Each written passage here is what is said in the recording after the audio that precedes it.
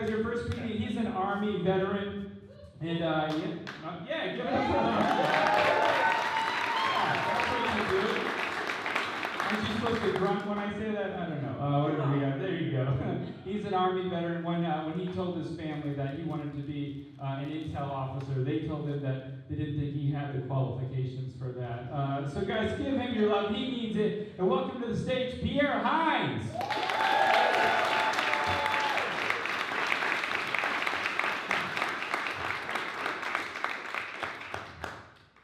All right. Good evening. So let me start by saying I've got good news and bad news. So good news is my lovely wife of 10 years just gave birth to a baby boy.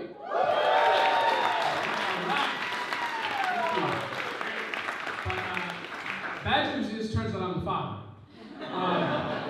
But there was no doubt. I've known my wife since high school, and the second kid looked just like me, so I didn't even need a Jerry Springer paternity test. But that was not the case with the first, right? See, I'm black, my wife is white, and mixed race babies are tricky. We were not expecting our first kid to look Asian.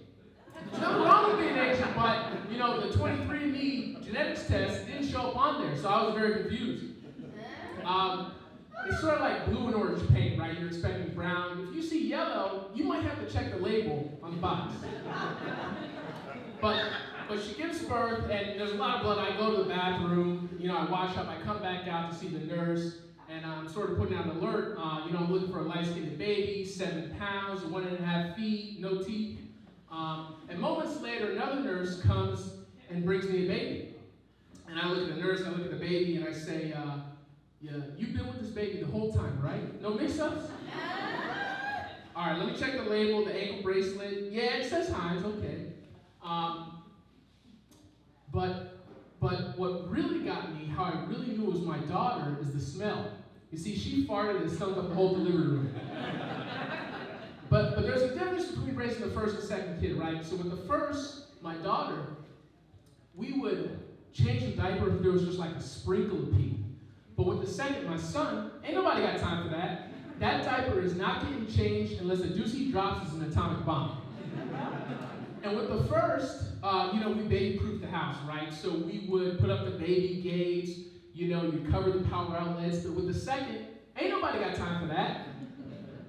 I put up a red notice next to his crib that says, play at your own risk. And if social services ask, I'm going to tell him he signed a liability waiver in crayon. If the kid can't read, that's the government's problem, right? And so as I raise these two kids, I'm drawing on the lessons that I learned when I was growing up, right?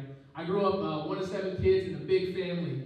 And one of the first lessons is you got to fight for your food. When you go to the dinner table, that's like the Hunger Games, right? Except there were no bow and arrows, right? We're African Americans, so we use forks like spears instead. And there were no dietary restrictions when I was growing up, right? There were no vegans or people who only eat cage-free chicken. The only dietary question at my dinner table was, do you want hot sauce?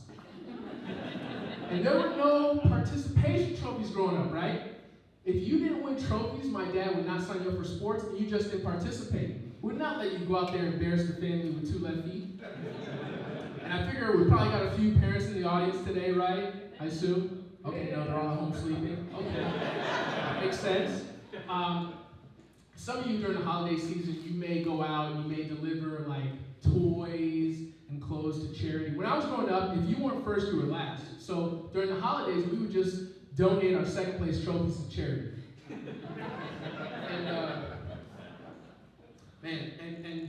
And one of the other things that I'm trying to do is bring these lessons I learned growing up to the next generation, to my 2 kids, right? And with my daughter, I've realized you can't tell her what to do. You got to sort of focus on a few things not to do.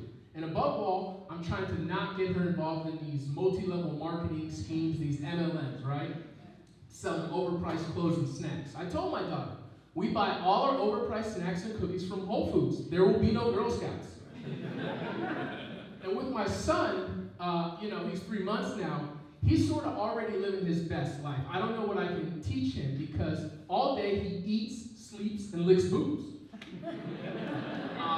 But anyway, so I do have some more good news. I've got this long list of jokes here. Bad news is, ain't nobody got time for that.